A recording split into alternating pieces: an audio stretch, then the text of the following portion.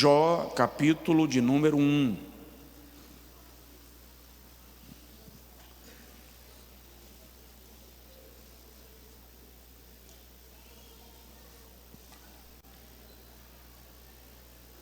Ano passado,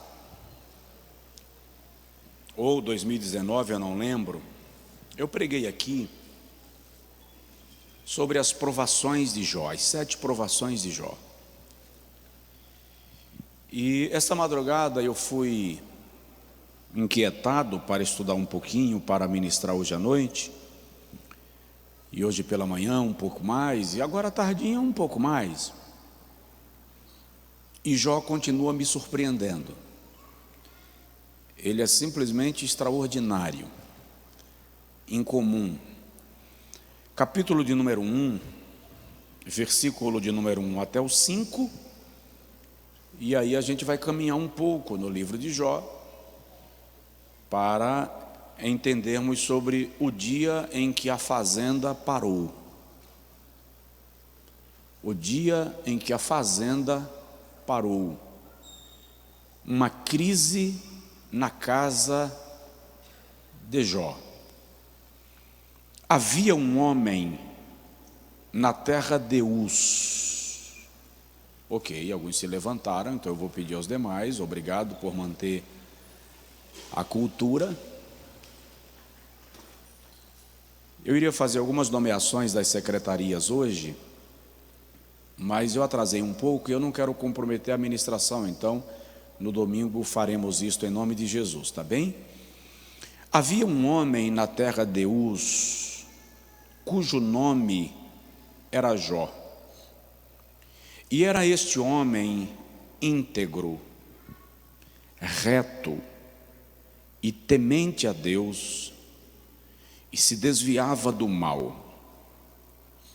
Nasceram-lhe 7 filhos e 3 filhas, e o seu gado era de 7.000 ovelhas, 3.000 camelos, 500 juntas de bois e 500 jumentas.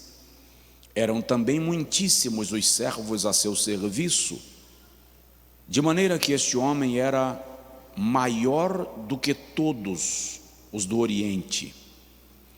E iam seus filhos à casa uns dos outros e faziam banquetes, cada um por sua vez. E mandavam convidar as suas 3 irmãs a comerem e beberem com eles. Sucedia, pois, que decorrido o turno de dias dos seus banquetes, enviava Jó e os santificava. E se levantava de madrugada e oferecia holocaustos, segundo o número de todos eles, porque dizia Jó: porventura pecaram meus filhos e amaldiçoaram a Deus no seu coração. Assim fazia Jó continuamente. Diz amém. Agora diga comigo assim: Senhor, fala comigo. Amém. Pode sentar um pouquinho, porque a diaconia vai fazer a entrega dos papeizinhos para você anotar seu pedido de oração. Eu disse aqui na primeira semana, obrigado, que toda crise, que a crise é pedagógica. Eu disse que a crise é imparcial. Eu disse que a crise é imprevisível. E falamos um pouco sobre que atitudes devemos tomar antes, durante e depois da crise. Semana passada nós falamos um pouco sobre Agar, a serva de Sara, e as crises que Agar viveu no seu processo de gestação de Ismael, depois que Ismael nasce, e o comprometimento ou o compromisso de Deus em abençoar a Ismael por causa de Abraão. Hoje eu quero falar um pouco sobre Jó, porque Jó é um grande exemplo para nós de perseverança, de paciência e de superação. Mas Jó também serve para nos ensinar que homens fiéis também sofrem crises. Alguém me perguntou esses dias, eu gostaria de saber se tudo aquilo que Jó passou não foi resultado de algum pecado que a Bíblia não cita. Eu disse, tá, amigo de Jó, porque os amigos de Jó queriam a qualquer custo que o sofrimento de Jó fosse o preço de algum erro cometido. Eles têm uma teologia bem fatalista. E eu disse para a pessoa, é só ler o capítulo 1, versículo 1. A resposta está lá. Íntegro, reto, temente a Deus e se desviava do mal. E se você tiver dúvida, no final, no capítulo 42, já no último capítulo do livro, quando Deus conversa com os amigos de Jó, ele diz assim, vocês vão trazer uns cordeiros para que Jó ofereça sacrifício a mim e para que ele ore por vocês, porque a ele eu ouvirei, a vocês não, porque vocês não falaram com o meu servo Jó aquilo que era reto e nem falaram de mim de maneira correta. Então, questionar o caráter de Jó sob a perspectiva do olhar divino é deixar escapar esses dois textos que são a opinião de Deus sobre Jó. Por outro lado, nós somos filhos da teologia que ensina que se você for santo e perfeito, tudo vai dar certo, e se você tiver problema na vida, vai dar um bocado de erro. E essa teologia castiga muito a gente, porque quando a gente está passando por lutas e provações, as pessoas começam a entender que é Deus que está pesando a mão. Ninguém consegue compreender que justos e fiéis também padecem. Diga comigo, os justos e fiéis também sofrem. Você entendeu? Então, quando você vê alguém sofrendo, para de perguntar qual foi o pecado que ele cometeu, até porque isso não é da sua conta, e vai orar pela pessoa para Jesus lhe dar a divina graça de suplantar a crise. A descrição que a Bíblia faz de Jó é de um homem íntegro, e é muito interessante lembrar que íntegro aqui não é integridade. Íntegro aqui é integralidade. Integridade é o segundo adjetivo aplicado a Jó, reto.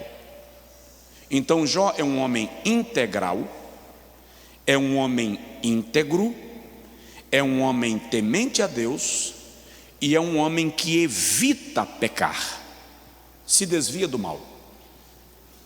O que é integralidade aqui? Tudo na vida de Jó funcionava de maneira harmoniosa e sincronizada. Jó tinha a vida perfeita, plena, sem nada para reclamar. Não vou dar detalhes da vida de Jó, do tempo que ele viveu, da idade, porque na série de mensagens que eu já citei tem tudo isso lá, as 7 provações de Jó. São 8 pregações que o irmão vai conhecer o tempo que Jó viveu, em que momento do cenário bíblico ele surge. Mas o fato é que Jó é um homem integral e íntegro. O processo da vida de Jó revela um homem que passou pelas piores das crises. Dificilmente você vai encontrar na Bíblia o relato de alguém que sofreu tanto, tão profundamente e em todas as áreas ao mesmo tempo como Jó sofreu. E o detalhe é que a crise de Jó foi pessoal, mas o seu impacto foi coletivo. Todas as pessoas que estavam próximas a ele foram atingidas pela sua crise. Por exemplo, os seus servos morreram ao fio da espada cada vez que os inimigos vinham para saquear a fazenda de Jó. Os servos de Jó também morreram quando veio aquele redemoinho que matou os seus filhos. Todos que estavam na casa morreram. O empregado muito claramente diz: só eu escapei para trazer-te a nova. Então a crise era pessoal, mas o impacto foi coletivo. Todo mundo passou pelo mesmo processo. Jó era um homem bem-sucedido. O texto diz que ele era o mais próspero de todos do Oriente. Tinha uma vida financeira razoável. Daqui a pouco eu vou lhe explicar. Jó tinha uma vida financeira razoável. Ele era o mais influente, o mais rico. Moralmente, Jó tinha uma vida ilibada. Seu casamento, o retrato que a Bíblia faz do casamento de Jó é de um casamento perfeito. O casamento que toda mulher pede a Deus. O casamento que todo homem sonha em viver. Harmonia, paz. Seus filhos, a Bíblia diz que os seus filhos banqueteavam. Então isso revela que os filhos de Jó eram unidos, não havia disputa entre os filhos, e os filhos de Jó eram alegres. Era uma família que festejava, era uma família que banqueteava. Alguém já disse que os filhos de Jó eram perversos, eram pecadores, eram miseráveis, por isso que Jó ficava oferecendo sacrifício a Deus por eles? Não dá para fazer esta afirmação, porque o cuidado de Jó é o cuidado do homem que se desvia do mal.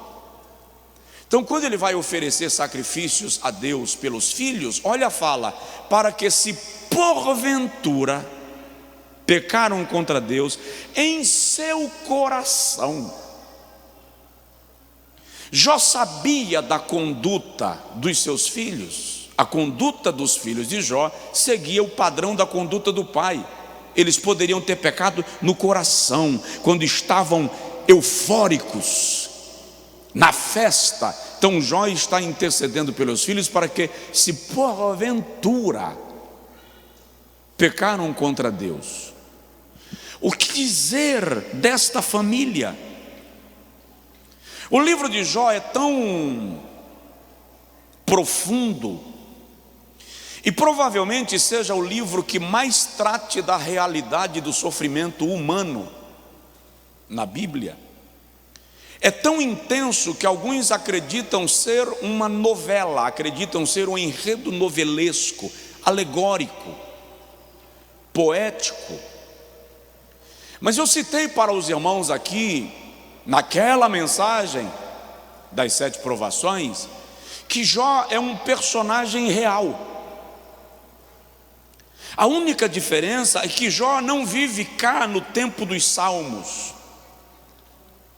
O mais seguro é afirmar que Jó viveu lá no período patriarcal, nos dias próximos a Abraão e a Isaque. Mas é um livro real.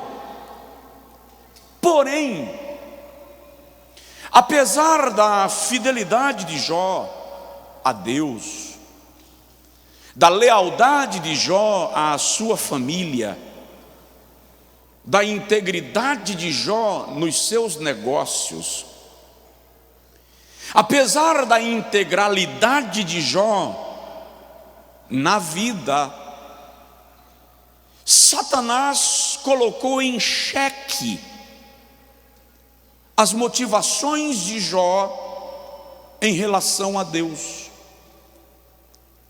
Ele diz a Deus: porventura serve Jó a Deus debalde? Você já percebeu que Satanás não diz assim: porventura Jó te serve em vão? Satanás diz assim: porventura Jó serve a Deus debalde? O diabo não trata Deus na primeira pessoa, na segunda pessoa. O diabo trata Deus na terceira pessoa. Por quê? Porque conversar com Deus na segunda pessoa da conjugação verbal é para quem é filho. Por isso que quando Jesus ora o Pai Nosso, ele tira Deus da terceira pessoa da conjugação e traz para a segunda, porque filhos conversam com o Pai. Então o diabo trata Deus como um substantivo distante, porque ele não tem relação de pessoalidade, ele não tem relação de intimidade. Porventura Jó serve a Deus em vão? Tu não o enriquecestes? Toca no que ele tem e tu verás se ele não blasfemará de ti na tua face. O mais incrível é Deus concordar com essa ideia. Porque o diabo querer ver a nossa vida virar um inferno não é incomum. Mas Deus concordar é que ainda está muito no campo do mistério da soberania divina.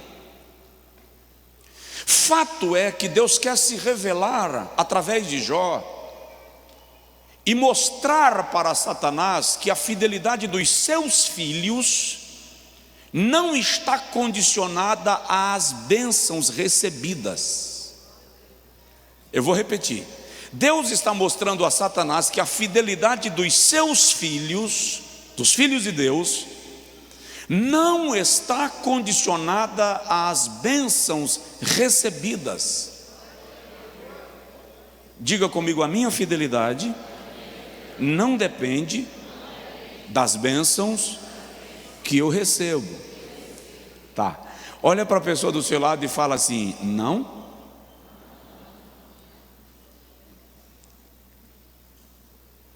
Porque a teologia da prosperidade, essa teologia tão pregada no Ocidente, condiciona a vida cristã ao que Deus está disposto a te conceder. Vamos lá. O Senhor diz a Satanás: vai, toca em tudo que ele tem, somente contra ele não estendas a tua mão. Aqui começam as crises da vida de Jó, e eu quero compartilhar com você rapidinho. Primeira crise, crise nas finanças. A Bíblia diz no versículo de número 3 que ele era dono de 7.000 ovelhas, 3.000 camelos, 500 juntas de bois e 500 jumentas. Preste atenção que o ataque que o diabo começa a deflagrar contra Jó não visa atingir apenas a sua economia. Por que o primeiro ataque vem contra as ovelhas? Vamos começar pensando espiritualmente. Porque o versículo 5 diz que Jó oferecia a Deus o quê? Sacrifícios. E quem oferece sacrifícios leva o quê para o altar? Ovelhas. Então o diabo começa querendo comprometer o culto de Jó. Eu vou atingir as tuas finanças para que você pare. Eu vou atingir o teu rebanho, as tuas ovelhas, para que você pare de oferecer sacrifícios. E presta atenção: o único animal de Jó que foi morto foram as ovelhas. Os outros foram levados. Os camelos foram levados, as jumentas foram levadas, os bois foram levados, as ovelhas foram queimadas. É uma afronta de Satanás contra Deus e não contra Jó. Porque se são ovelhas que ele coloca no altar para te adorar, então vamos fazer o seguinte: vamos queimar tudo de vez, vamos destruir tudo de vez, vamos acabar com essa festa de altar. É incrível como esse texto vai nos ensinar que as suas finanças estão muito relacionadas com o seu altar. Satanás quer bloquear a tua disposição de oferecer sacrifícios, ofertas, dádivas a Deus. Agora vamos entender, e eu já disse aqui para os irmãos que as roupas dos nobres do Oriente eram feitas a partir da lã da ovelha. Alguns estudiosos acreditam que Jó era dono de alguma indústria têxtil de produção de vestimentas para os nobres do seu tempo, ou no mínimo ele oferecia matéria-prima para as indústrias do seu tempo. Num dia só, Satanás não apenas para o sacrifício de Jó, como também bloqueia uma fonte de fluxo de renda, fluxo de receita. Jó entra numa crise financeira, começa uma crise financeira, e o empregado chega e diz assim: só eu, versículo 16, escapei para te trazer a nova. As ovelhas foram destruídas, a indústria têxtil foi destruída e o elemento do culto foi destruído.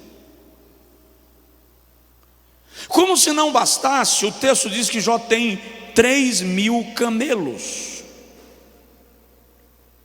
Os camelos eram o principal meio de transporte de passageiros do deserto no tempo de Jó.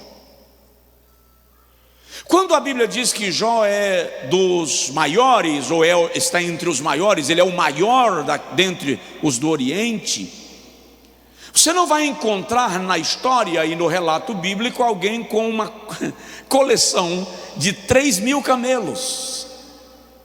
Há uma hipótese de que Jó de algum modo prestava serviços para os viajantes, comerciantes do deserto.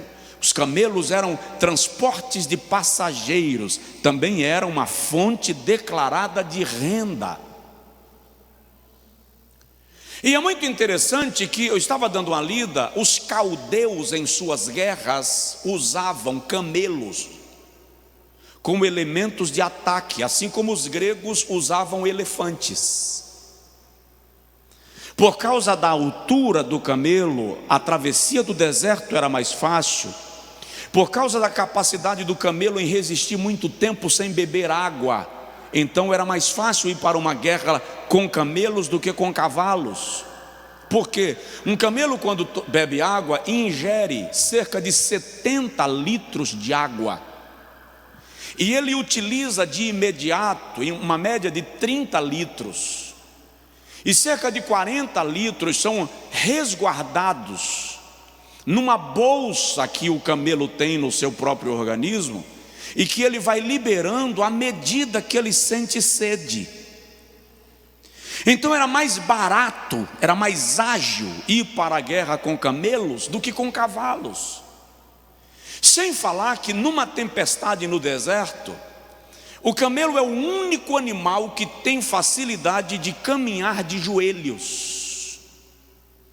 A tempestade de areia vem, o camelo ajoelha e continua andando de joelhos abaixo da linha da areia, da tempestade de areia que está correndo por cima, e o exército continua avançando com camelos. Veja, porque os caldeus, povo que naquele tempo começa a desenvolver as táticas de guerra e a conquista de territórios, porque que são exatamente os caldeus que vêm roubar os camelos de Jó. Era um instrumento de guerra, era um carro-tanque. 3.000 camelos foram levados. Sem falar que o camelo tem outra característica. Ele é um animal que tem uma proteção na visão, nos olhos, que apesar da tempestade de areia, ele consegue continuar com os olhos abertos. Por isso ele consegue continuar caminhando, porque é uma membrana de proteção sobre o olho do animal que lhe permite caminhar sem se incomodar com a areia. Tem alguém aí? Deus é perfeito. Levaram os 3.000 camelos de Jó, e o empregado chega e diz assim: olha, roubaram os camelos, mataram os empregados ao fio da espada, e só eu escapei para trazer-te a nova. Não bastava contabilizar o incêndio na indústria que queimou as 7.000 ovelhas, agora vem um assalto à mão armada, uma horda babilônica, leva os 3.000 camelos do patriarca. A crise financeira estava instaurada e estava se acentuando. Depois a Bíblia diz que Jó tinha 500 juntas de bois. Isso aqui para mim é muito simples, porque primeiro, se você tem 500 juntas de bois, imagina quanto de gado você tem. Se você pode se dar o luxo de ter 500 juntas aparelhadas para arar, imagina o tamanho do teu rebanho. E diga-se de passagem que nos dias de Jó não haviam tratores. Então as juntas de bois eram usadas para arar terras. Então a questão é: o quanto Jó tem de gado e o quanto Jó tem de terra a ser arada por 500 juntas de bois. Então Jó é um grande pecuarista, um grande latifundiário, ele é um grande fazendeiro. E aí o texto diz no versículo de número 14 e 15, que vieram sobre eles os sabeus, povo de Sabá, Etiópia, que chegou a ser também um grande império na história, e levaram as 500 juntas de bois de Jó. Crise financeira. Em seguida chega o outro empregado e diz: olha, as jumentas também foram levadas pelos sabeus. 2 hordas de sabeus vieram. Uma horda atacou os empregados que cuidavam das juntas de bois, outra horda atacou os empregados que cuidavam das jumentas, e elas foram levadas. E eu estava pregando no Piauí uma certa feita, e o irmão falou comigo assim: pastor, aqui no Piauí tem jegue para a gente vender de 5 conto. Ninguém é rico porque tem jegue. Por que a Bíblia diz que Jó era rico porque tinha 500 jegas? Eu falei: irmão, primeiro, o texto literal ali é jumenta branca, mula branca. A citação literal é mula branca. Fornecia leite, um leite raro. Era um animal de raça. E segundo, era o animal mais adequado para o transporte de mercadorias de longa distância, porque o terreno era pedregoso. Então observe que toda a estrutura financeira de Jó desmoronou. Presta bem atenção: se você entrar numa crise financeira, você é crente, servo de Deus, dizimista, ofertante, aí você passa por uma dificuldade financeira, as pessoas que estão perto de você, que são tomadas de uma espiritualidade excelente, vão dizer assim: irmão, primeira coisa a ver é o que é que está errado na vida do irmão.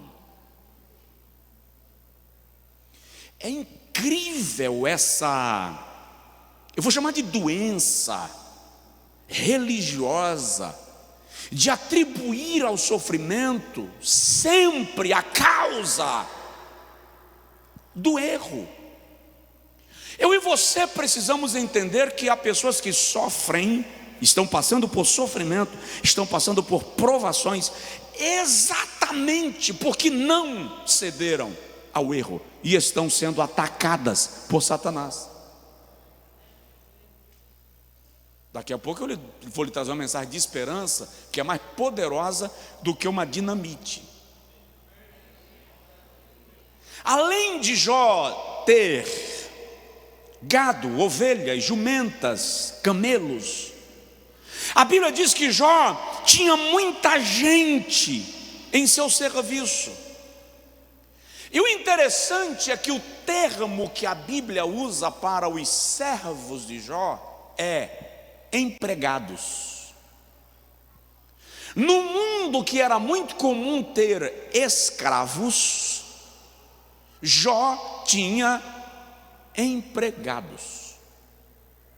O texto dá a entender, e eu estava bisbilhotando um pouquinho mais sobre isso hoje, que os empregados de Jó faziam parte da sua estrutura familiar.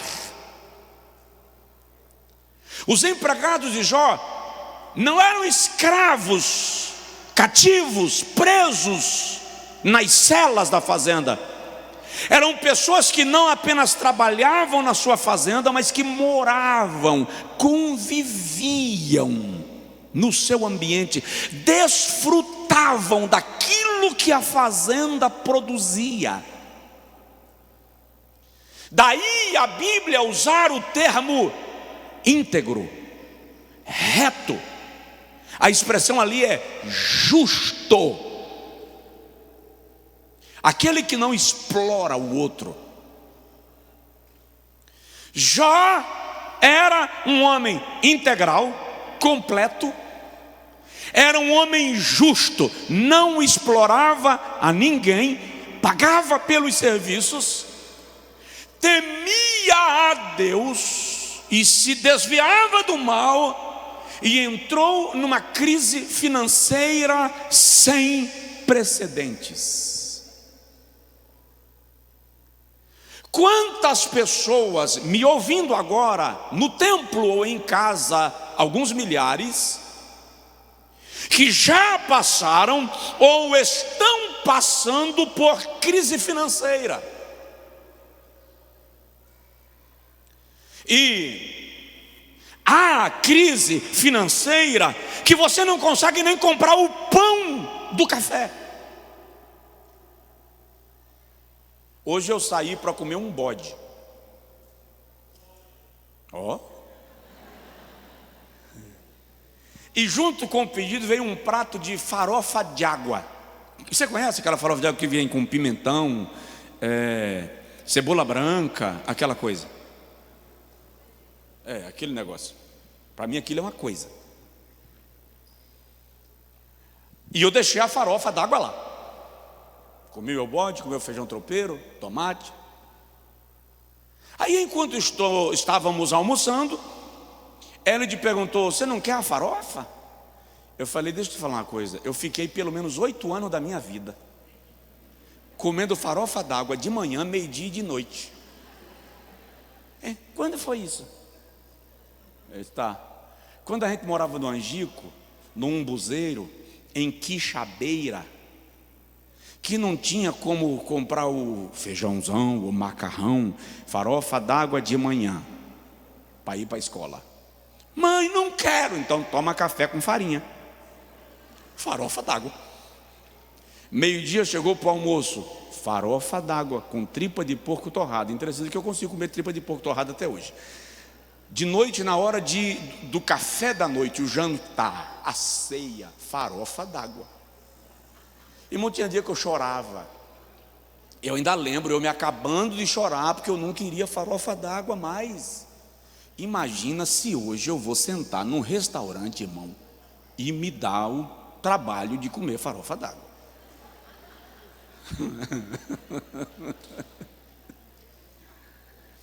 Então tem crise financeira que falta o dinheiro do pão. Meu pai não tinha dinheiro para comprar carne. Ele ia para a feira no final do dia. Porque o povo que comprava carne, o açougueiro tirava toda a carne e deixava o osso pendurado. Meu pai comprava o osso. E aquilo, quando chegava em casa, eu ainda lembro, ele conseguia quebrar, cortar, serrar, colocava o osso puro dentro da água para ferver, e depois de algum tempo que tirava, com um martelo batia no osso e caía o tutano. A medula era aquilo que a gente comia. Ruth tem pavor. Ruth é minha irmã. Ruth tem pavor de tutano. Meu pavor é de farofa d'água. Porque crise financeira, muita gente passa. Nós estamos atravessando um cenário de pandemia. Empresas quebraram. Você já viu quantos pontos comerciais tem com placa de aluguel nas avenidas da nossa cidade? Escolas quebraram porque não estavam preparadas, estruturadas para o sistema de aula online. Igrejas não conseguiram reabrir as suas portas. Muita gente perdeu o emprego.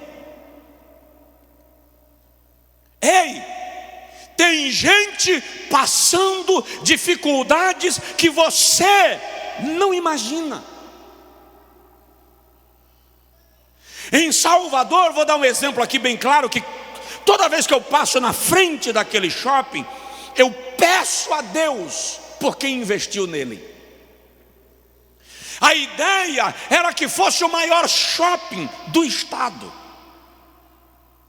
Inaugurou dia 13 de março, fechou dia 18.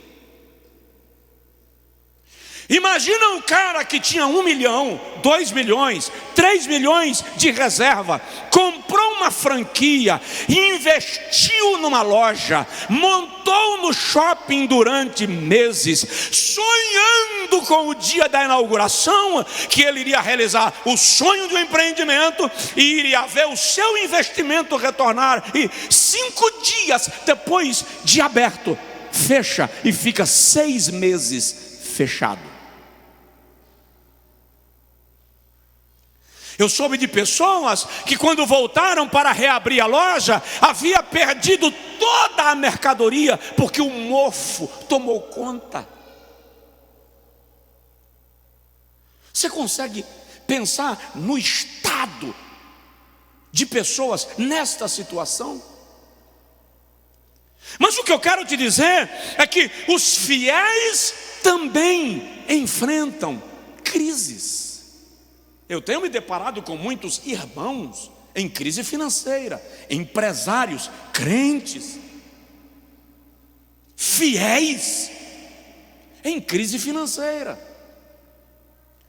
E me ajude, vamos parar com esse cristianismo utópico, novelesco, que está tudo perfeito na vida. Porque se eu conheço um pouco de vida cristã, eu sei que você enfrenta dificuldades, e isso não significa que você se afastou de Deus, só significa que você está atravessando a mesma nuvem que eu estou atravessando. Presta atenção, a gente até diz assim, a gente está no mesmo barco. Tá não.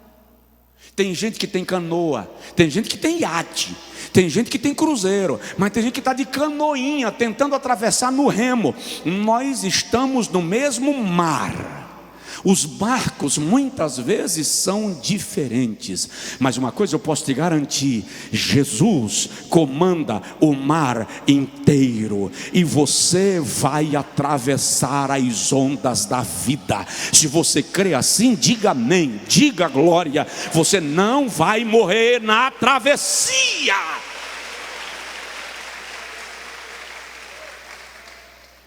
Segunda crise que Jó passou: crise da descendência. A Bíblia diz que Jó tinha 10 filhos. Versículo 4 e 5. Nos versículos 19, o texto diz que os filhos de Jó banqueteavam. Veio um redemoinho do deserto, derribou a casa onde eles estavam reunidos e matou os 10. Irmão, o camarada foi ao cemitério, que no caso do contexto cultural sepultava no próprio território, na propriedade dele. Mas ele num só dia sepultou os 10 filhos. Como é que o coração de um pai, de uma mãe, lida com isso?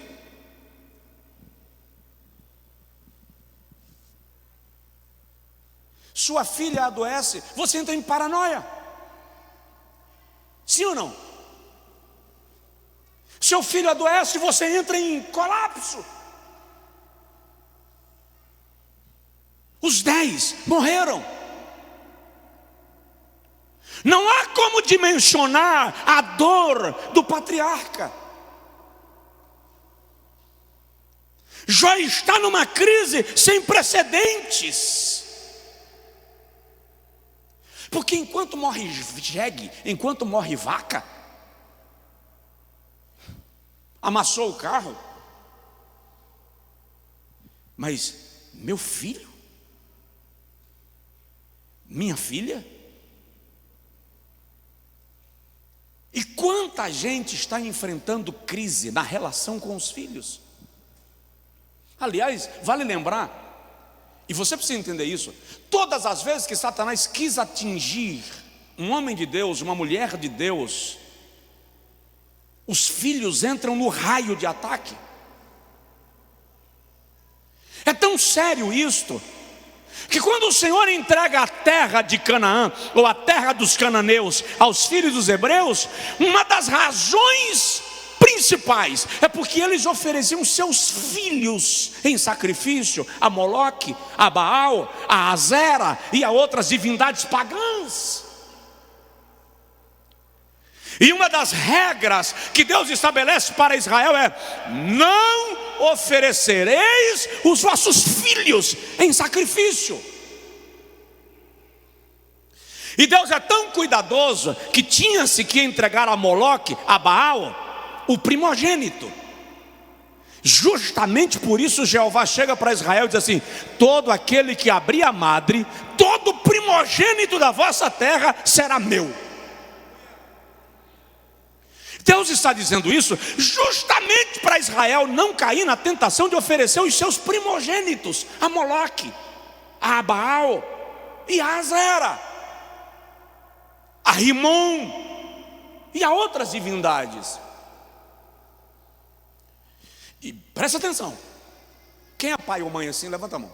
Quem é pai ou mãe assim, não. Quem é pai ou mãe, levanta a mão. Deixa eu te falar, o quanto Deus prima pelos teus filhos. Deus valoriza tanto a nossa descendência, que todas as vezes que Ele faz uma aliança com alguém na Bíblia, Ele diz assim: a minha aliança é contigo e com a tua descendência. Os teus filhos estão inclusos no pacto que eu estou fazendo contigo. É muito claro isso. Quando Deus decidiu destruir Nínive, não foi o clamor dos ninivitas, o jejum dos ninivitas de maneira isolada que alcançou o coração misericordioso de Deus. Quando ele vai conversar com Jonas, ele diz assim: você está reclamando, Jonas 4, porque eu matei uma rameira que nasceu pela manhã, morreu meio-dia, e você acha que eu deveria destruir uma cidade que tem mais de 120.000 pessoas que não sabem discernir entre a sua mão direita e a sua mão esquerda? Eu já vi gente dizendo que é porque os habitantes de Nínive eram ignorantes, eram selvagens. Dá uma lida. Nínive era a capital da Síria, era a cidade mais culta do mundo de então. A maior biblioteca do mundo estava em Cairo e a segunda em Nínive. Nínive era uma cidade culta. Quando o Senhor fala de 120 mil pessoas que não sabem discernir entre a mão direita e a mão esquerda, Ele está falando de cerca de 120 mil crianças. Então Ele poupou a Nínive por causa das crianças. Quando Satanás quis parar o crescimento dos hebreus, Êxodo 2, ele diz: mata os meninos. Quando Herodes quis parar o plano salvífico de Deus em Mateus 2, ele disse: mata os meninos. Mas quando Deus quer te dar esperança acerca dos teus filhos e dos teus netos, Isaías 65, 23, ele diz assim: os vossos filhos não serão filhos para a calamidade, os vossos filhos não serão filhos para a destruição, os vossos filhos não serão filhos para a perturbação, porque eles são a herança dos benditos do Senhor.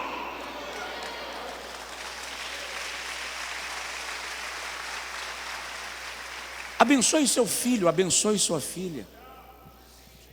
Não importa o que ele esteja fazendo que você não gosta, abençoe-o. O pacto de Deus contigo inclui a tua descendência. Crise com a descendência. Até o derramamento do Espírito, de maneira incrível, Deus quis incluir nossos filhos. Isaías 44, 3: derramarei água sobre o sedento, rio sobre a terra seca. Derramarei o meu espírito sobre a tua descendência, teus filhos, e a minha bênção sobre a tua posteridade, teus netos. E há de ser que nos últimos dias derramarei do meu espírito sobre toda a carne, vossos filhos e vossas filhas profetizarão. Diga comigo: meus filhos são profetas de Deus. O salmista diz: os filhos são herança, Yerushá, galardão, presente, dádiva de Deus. E o fruto do ventre, o seu galardão, cleronomia, dote, reconhecimento, honra. Seus filhos são coroação na sua casa, são dotes de Deus, presentes de Deus, dádivas de Deus. Não os trate como se eles fossem seres inexistentes, sem importância. Aliás, presta atenção nisso: toda operação que visa destruir crianças é por natureza diabólica e anti-Deus. É por isso que esse mundo que jaz no maligno está ansioso pela liberação de aborto, derramamento de sangue de crianças, sacrifícios a Moloque, sacrifícios a Baal, sacrifícios a Rimon. Mas levanta a mão outra vez e declara: os nossos filhos são herança de Deus. Declara: os nossos filhos, ou diga: os meus filhos são herança do Senhor. Diga: os meus filhos são herança do Senhor. Você é avó, os meus netos são herança do Senhor. E eu profetizo nesta noite, em nome de Jesus, que caia por terra toda a força do diabo armando contra a tua descendência. Seja quebrada toda a orquestração das trevas. Profetizo: haja bênção sobre os nossos filhos.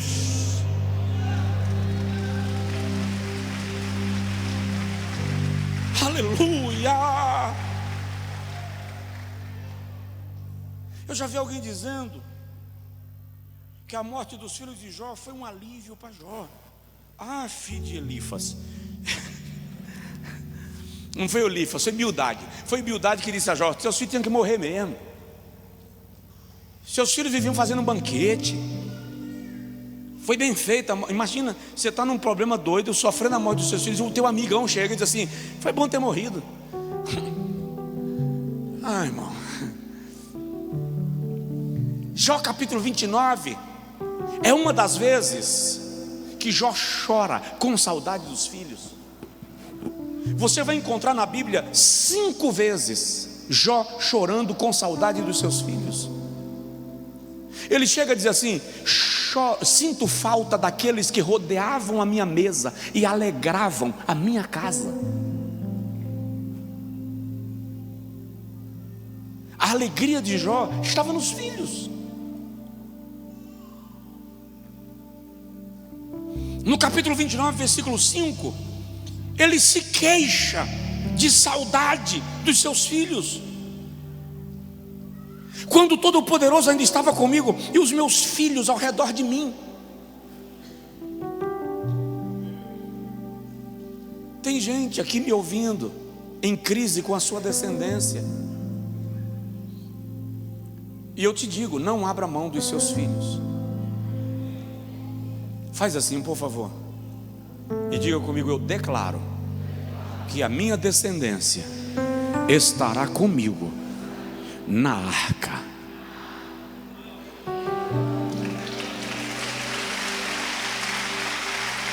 Oh, rabadagassuri reimando labagai. Aguenta mais um pouquinho aí, eu estou chegando no meu limite de horário, mas eu gostaria de concluir. Terceira crise de Jó: crise na saúde. Só quem já lidou ou lida com uma situação de enfermidade ou doença dentro da casa, dentro da família, sabe como isso é angustiante, desgastante, sofrível. Porque quando o diabo leva o gado de Jó e leva os filhos, Jó não peca.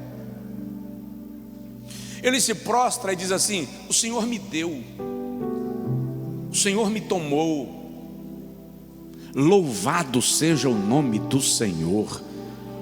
Tá, eu já vi gente pensando que Jó estava agradecendo, obrigado, Senhor, porque levou esse menino traquino. Não. Quando o texto da língua portuguesa diz que Jó prostrou-se, a expressão literal é caiu. As pernas não resistiram.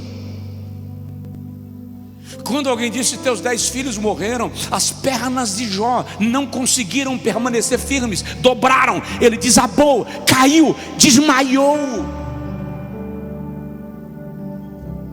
Alguém chega lá e reanima, para que Jó não morra também. Quando Jó levanta, ofegante, abatido, ao quebrado, ele olha para o céu e diz: o Senhor foi quem me deu. Aleluia. O Senhor nos tomou. Louvado seja o nome do Senhor.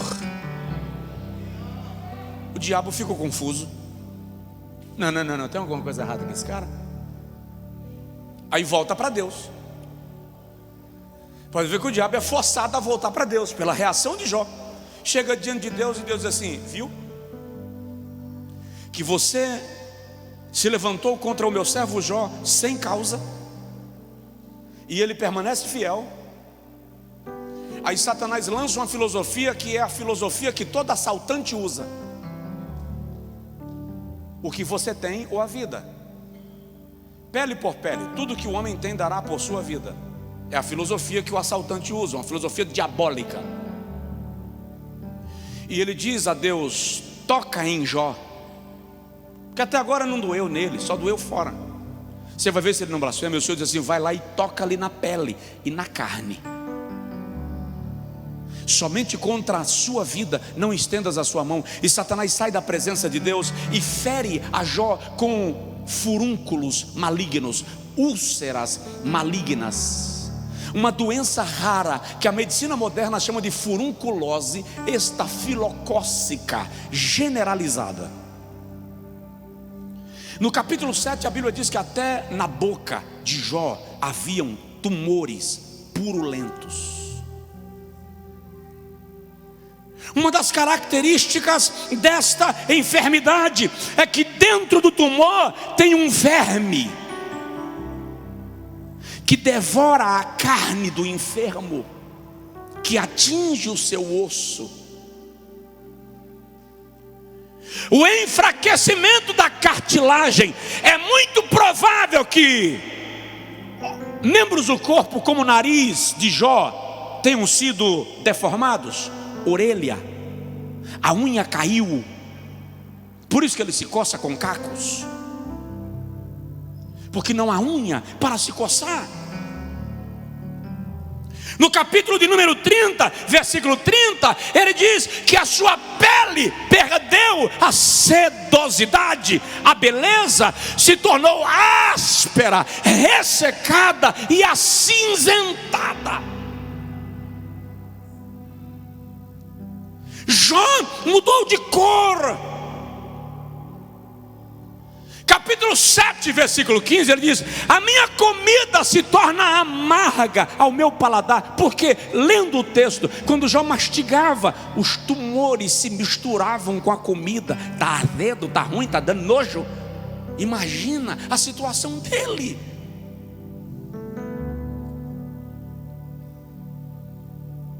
Por uma dor de dente, eu e você blasfemamos.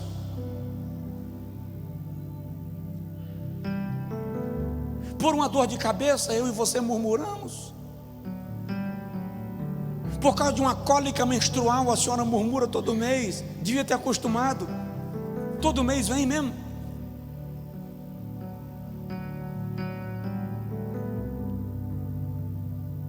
A situação dele é tão deplorável que o texto diz que quem passava por ele cuspia, porque o seu corpo exalava mau cheiro.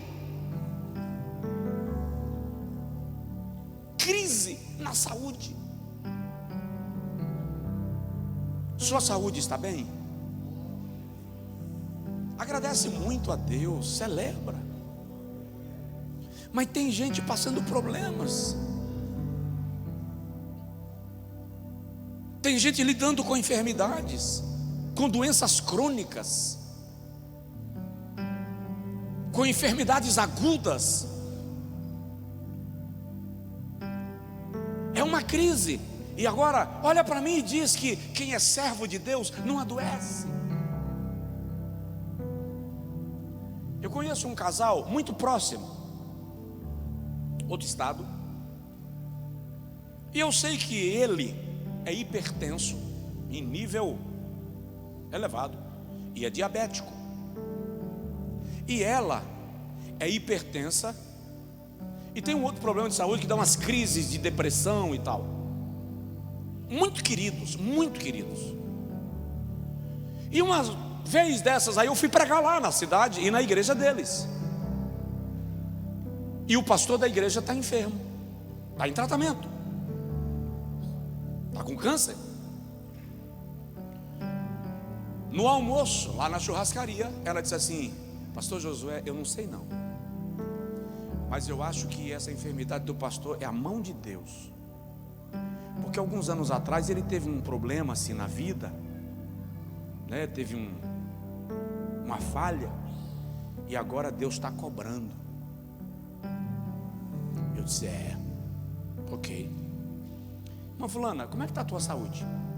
Aí agora já foi no buffet, servindo a salada. Eu aproveitei: como é que está a sua saúde? Estou melhor do que mereço, pior do que careço. Eu disse: e a hipertensão? Minha pressão só vive nas nuvens. E aquelas crises, depressão, como é que está? Está lidando bem? Superou? Não, tem vezes que tem recaída que dá vontade de pular num buraco e sumir. Fico num quarto trancado uma semana inteira. Fulano tem vezes que nem me vê. Vida íntima, faz tempo que eu não tenho vontade. Sim, fala isso, como é que está ele? A pressão aí só vive doida. Qualquer hora dessa eu vou acordar, vai estar morto. E o diabetes? Estou achando que o sangue dele já é mel, é açúcar. Eu disse: ok. Agora me diga uma coisa: a enfermidade do pastor é a mão de Deus porque ele cometeu uma falha. E a de vocês é o quê?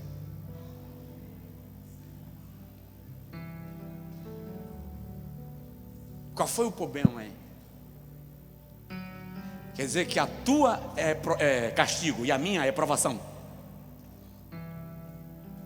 Ou o princípio de Salomão, princípio filosófico de Salomão: tudo que acontece ao ímpio também acontece ao justo, porque todos estamos debaixo do mesmo sol e fadados ao mesmo cansaço e à mesma fadiga.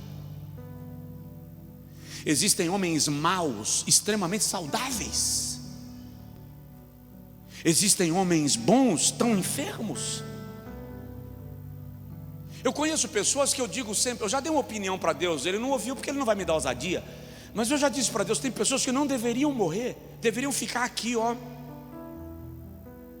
100 anos, 110, 120, são tesouros, e morrem,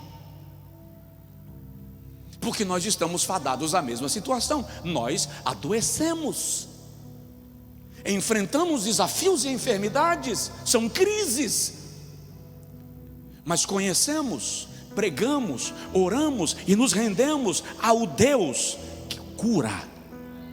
Vou repetir, nos rendemos ao Deus que cura. Vou repetir que é para você dar glória a Deus. Nós servimos ao Deus que cura. Pode dar glória. Mas se Ele não curar, isto não significa que Ele não nos ama, isto não significa que Ele nos abandonou, isto não significa que Ele não nos ouviu, isto só significa que Ele tem propósitos específicos em cada situação.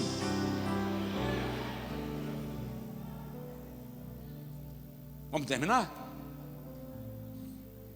Quarta crise de Jó: crise no casamento.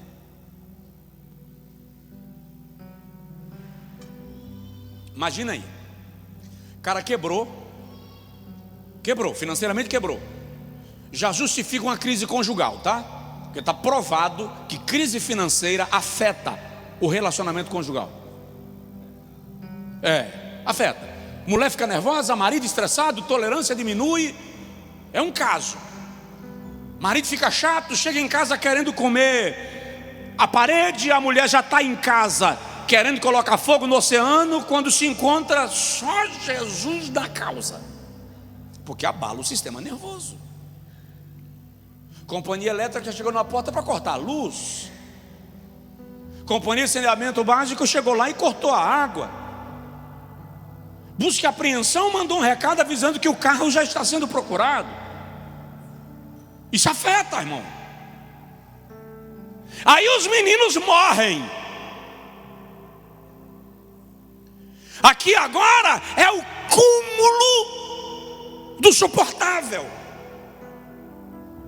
Daí a pouco o marido aparece apodrecendo, porque Jó literalmente estava apodrecendo.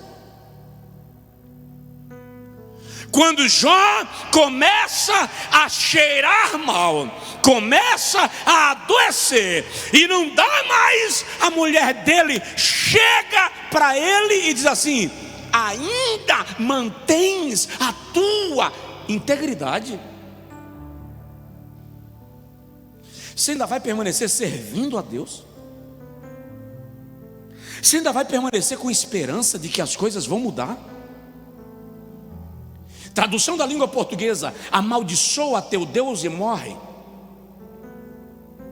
Texto do hebraico literal: abençoa aquele que te abençoa e morre. A expressão literal não é amaldiçoa, é bendiz, louva, se despede. A expressão hebraica é Barek Elohim Vamut, abençoa, bendiz aquele que te abençoa e se rende à morte, se entrega, não há mais esperança. E se o irmão ler o livro de Jó, vai perceber que a mulher de Jó vai embora, ela não fica, ela não tem como suportar o sofrimento do seu marido. Era muito comum naquele cenário, e não dá tempo especificar alguns casos bem claros, quando a crise conjugal acontecia, o marido ficava aqui na tenda e a mulher ia para outro lugar na propriedade da família. Não era como hoje, que largou, se mandou, arrumou outro, a casa caiu, já foi, a vida que segue. Não, não, o cenário era diferente. Ela poderia sair do ambiente, permanecer na propriedade da família, mas não ficar perto. Não dá para enxergar você morrendo e continua mantendo a tua fidelidade a Deus. Ela se afasta. O casamento está em crise. E para te falar a verdade, se você olhar bem a Bíblia, a gente tem que parar com essa fantasia de que o casamento de Abraão era perfeito. Tinha um quebra-pau na vida de Abraão com Sara, irmão, que se a gente ler direitinho, é um Deus nos acuda. Lá tem um negócio meio complicado. Moisés também teve uma crise violenta. Davi, eles tinham crises. Eram homens e mulheres como nós. Eles tinham dificuldades. O casamento de Jó entra em colapso. Há uma dificuldade. E tem gente com o casamento em colapso, com a família em colapso, com o relacionamento em colapso, dando choque, se enfrentando, se confrontando, ameaçando. Lá vai agressão física, agressões verbais, rechaçamento, abusos, controles terríveis que achatam, que humilham, que ferem, que cicatrizam.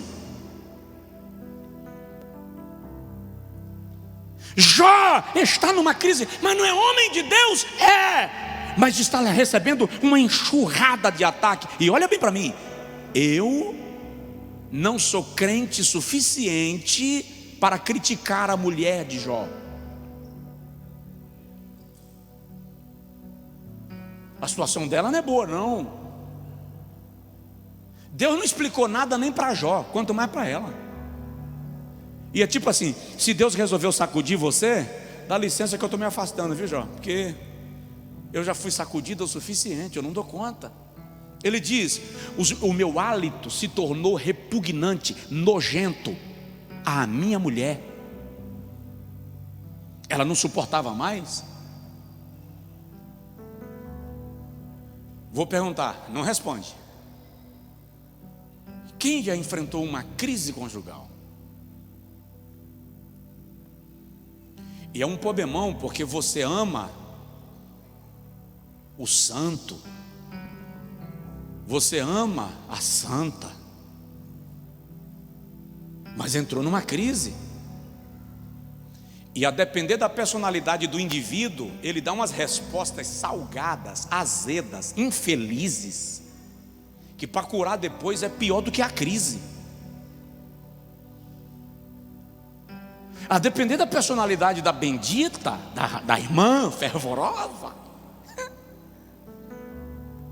crente, cheia do Espírito Santo, mas quando ela está lá dentro de casa, irmão, virada na tempestade, ela olha para você e diz assim: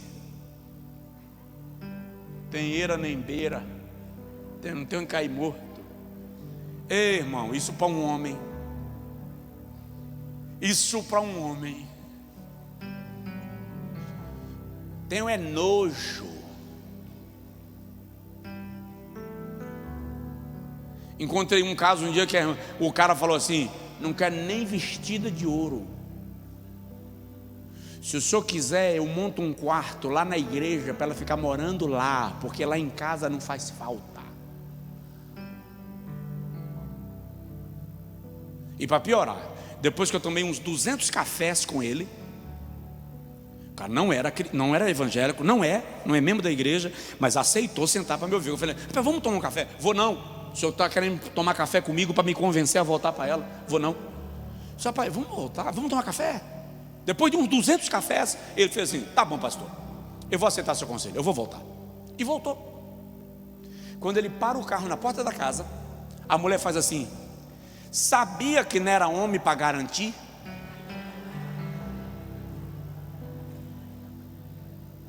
O cara me ligou da garagem: pastor, é o seguinte, Eu lhe disse um dia desse atrás que eu não queria nem pintada de ouro. Agora, se ela virar diamante, eu não quero para colocar na vitrine.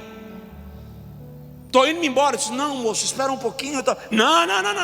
Vamos almoçar. Ele riu. Ele deu uma risada irada, irônica. O senhor me enganou no café, agora quer me chamar para almoçar. Seu pai, vamos almoçar, que é para a gente conversar. Mais 200 almoços. O cara diz assim, tá, eu vou tentar de novo. Aí eu falei, minha irmã, em nome de Jesus, pelo amor de Deus, quando o cara chegar na porta, não faz aquela, que a senhora estraga meu almoço. Crise conjugal, Jó enfrentou.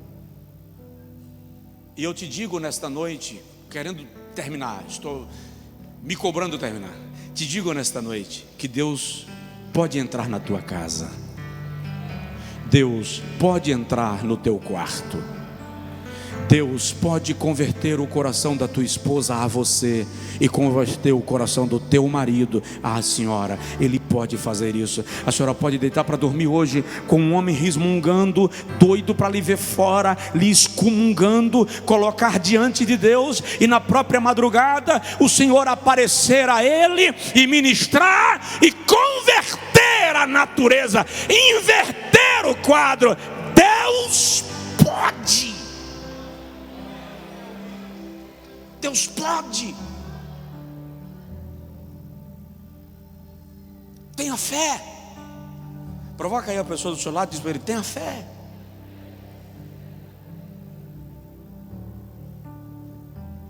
Me dê mais 10 minutos e eu encerro. Diga comigo, eu vou suplantar as crises da minha vida. Crise nos relacionamentos. Quando você tem uma crise conjugal, que a mulher vira que o marido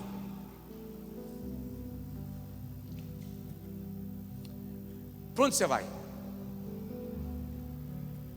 Está provado que casais que se relacionam com outros casais superam as crises conjugais com mais facilidade do que aqueles que se isolam. Por quê?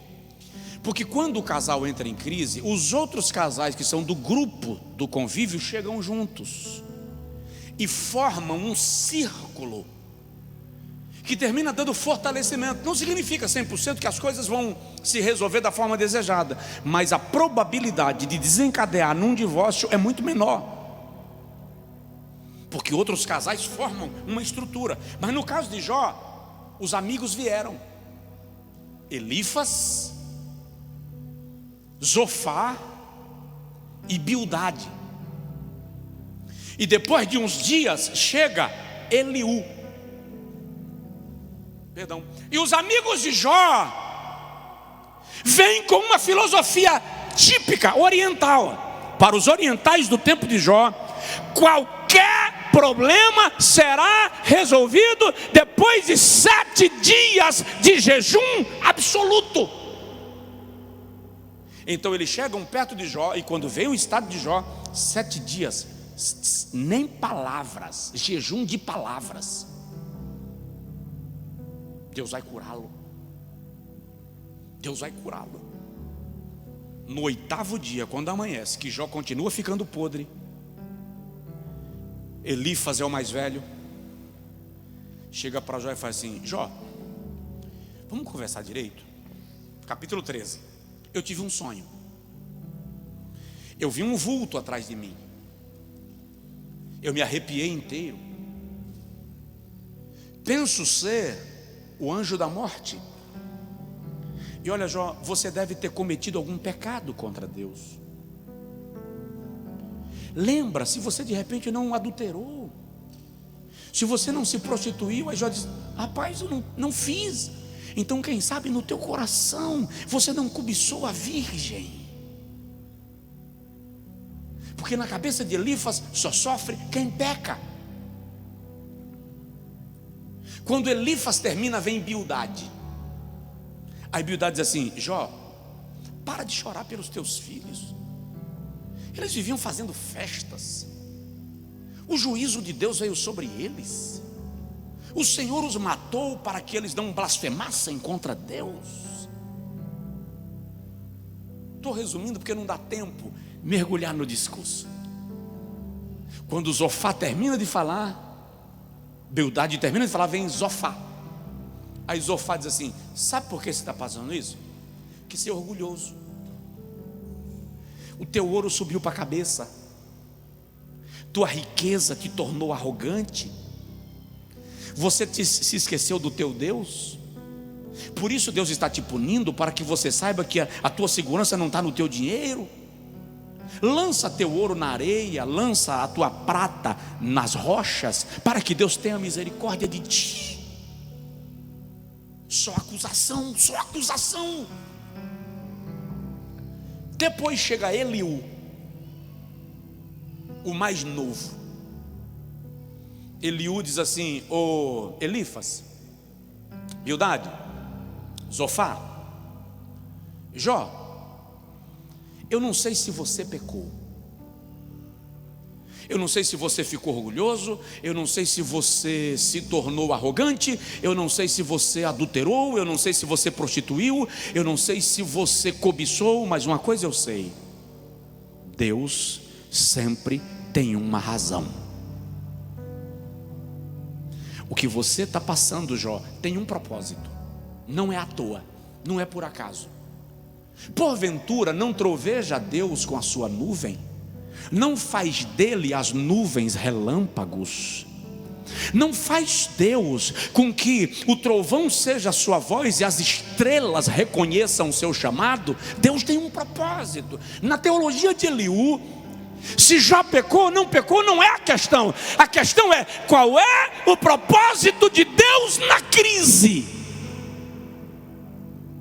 Por isso que quando Deus aparece para dar uma bronca nos amigos de Jó, Deus repreende a Elifas, repreende a Bildade, repreende a Zofá, mas não repreende a Eliú. Eliú não está na lista dos que foram bronqueados por Deus. Os relacionamentos de Jó estremeceram, os amigos romperam, não há o que fazer. E presta atenção nisso, é muito ruim quando você perde amigos, é ou não é? É ou não é? Quando você contava com eles, quando você tinha neles uma rocha, um escudo, um sustento, um apoio,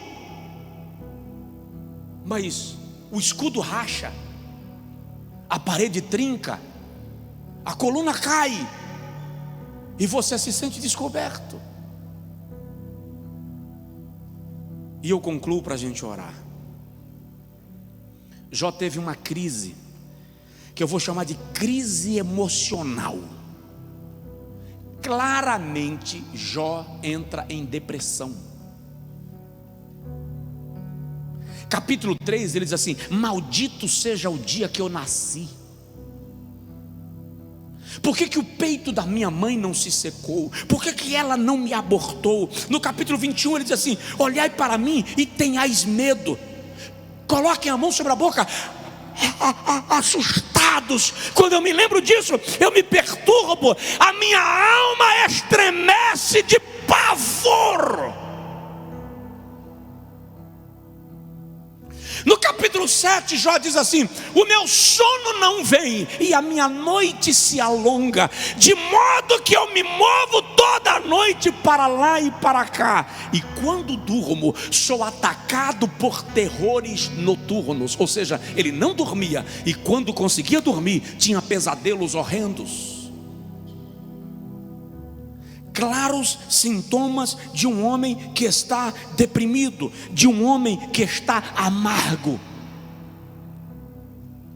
Por 16 vezes Jó pergunta a Deus, por 33 vezes Jó pergunta a Deus: por quê? Por que eu estou sofrendo?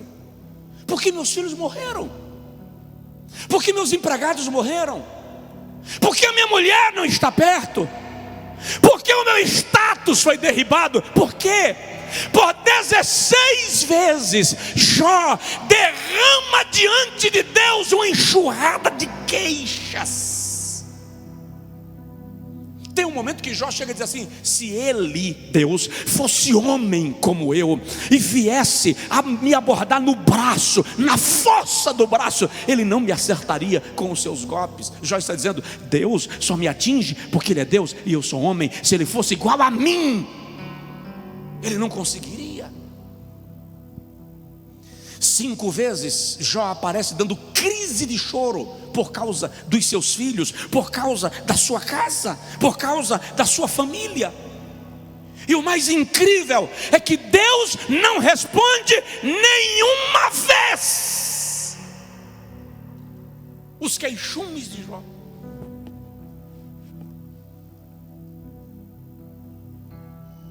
Crises. Agora fica de pé, por favor.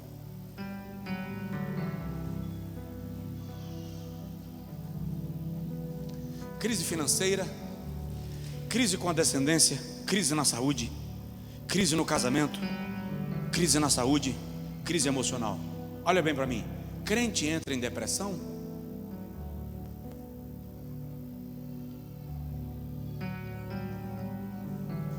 Crente pode ter depressão?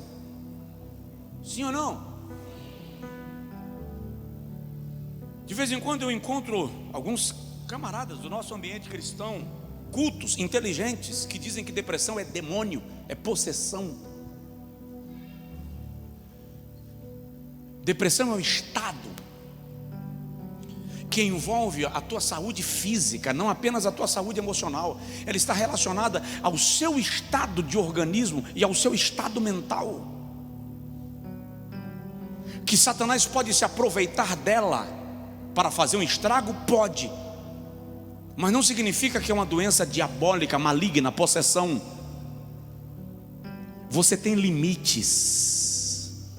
E quando a corda estica demais e você esquece dos seus limites, a corda começa a romper as suas fibras. Sua resistência vai sendo reduzida. Tem um nível de depressão que o indivíduo perde o controle das suas próprias ações, emoções e pensamentos. Enquanto a gente não aprender a tratar alguns assuntos da nossa vida humana com seriedade, leveza, dando a devida importância, enquanto a gente não parar de espiritualizar o que é humano,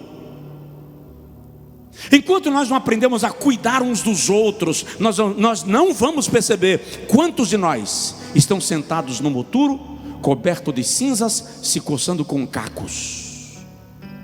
Porque nós estamos cobertos com a mesma túnica de Bildade, de Zofá e de Elifas. Nós olhamos para as pessoas apenas religiosamente. Nós não as analisamos a partir da natureza e da semelhança de Deus que elas têm. Jó está morgado no seu monturo, sofrendo sua dor, e de repente na ponta do deserto aparece um redemoinho. Um redemoinho para Jó agora é alívio, porque ele vai lembrar da morte dos seus filhos e pode ser uma esperança. Finalmente vou morrer também, porque no estado de Jó a morte começa a ser uma esperança. Por que algumas pessoas desesperam ao nível de desejarem a morte? Porque existe um nível de angústia que a morte se torna uma esperança. Qual é a melhor forma de manter essa pessoa viva? Não é pelo medo, é mostrando para ela que existe esperança na vida. É mostrando para ela que apesar do lado escuro que ela está enxergando, existe luz na mesma sala, só falta ligar o interruptor. Porque nós queremos convencer as pessoas em depressão pelo medo. Você vai para o inferno. Se ficar assim, Deus te abandona. Estamos ajudando bastante. Está cavando o buraco e jogando para dentro. Quando o redemoinho chega perto de Jó, a voz de Deus brada e diz: levanta, Jó. Ei, Deus não manda Jó deitar.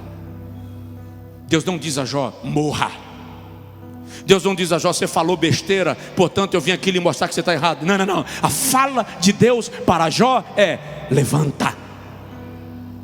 A fala de Deus para você é: levanta.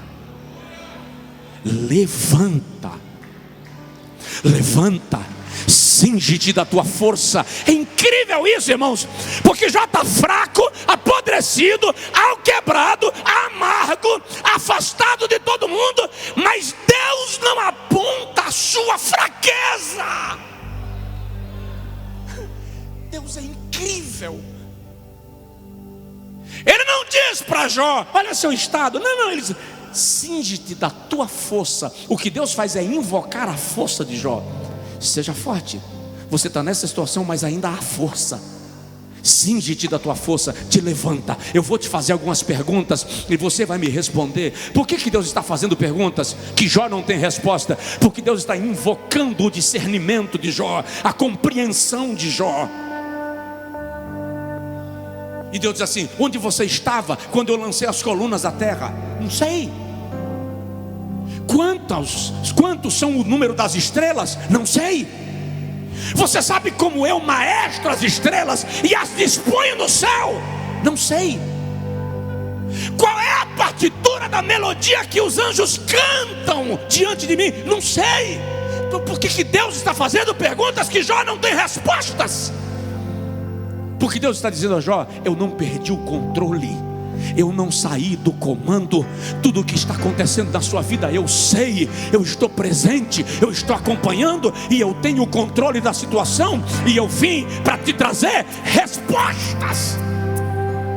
Aí Deus deixa Jó lá sozinho e vai conversar com os amigos.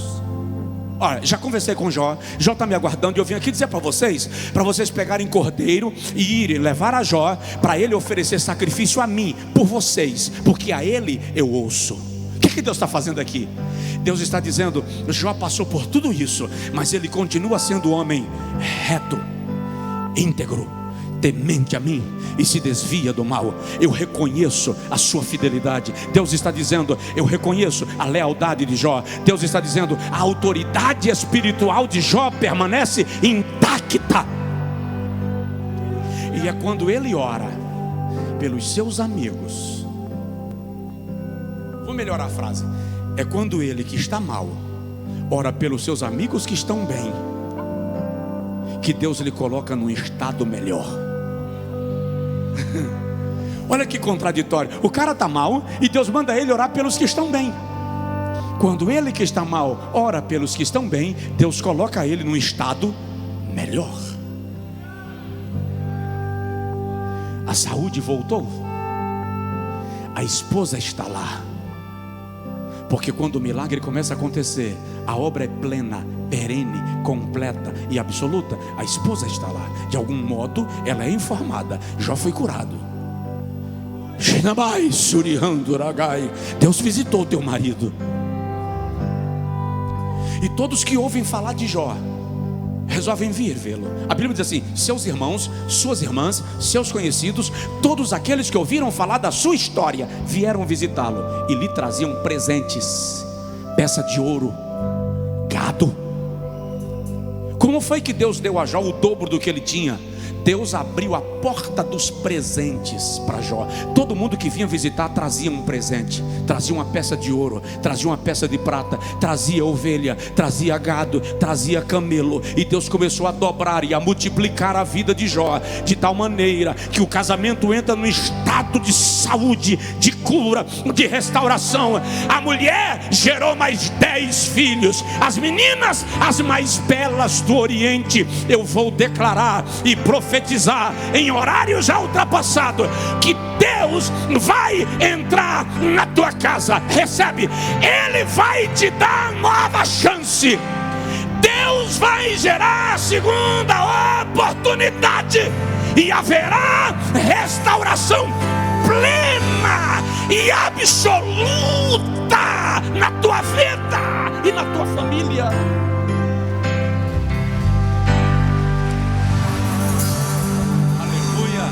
Levanta-se a mão ao céu e diga comigo: eu não permanecerei na crise Deus já está vindo ao meu encontro.